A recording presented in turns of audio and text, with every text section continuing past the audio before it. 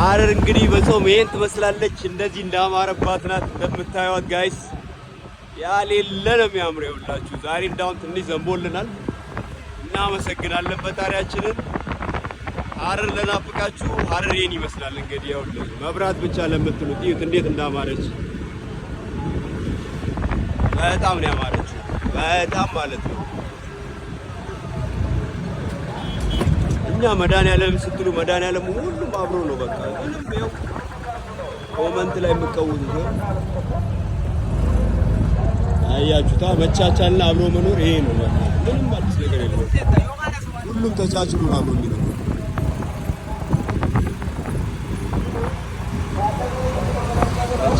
ተቻችሎ ነው የሚኖረው።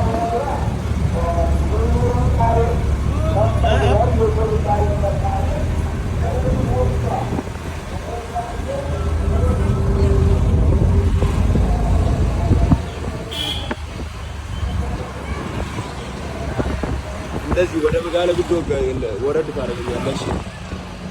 እዛ ደግሞ ሌላ ቦታ አብረን እንሄዳለን።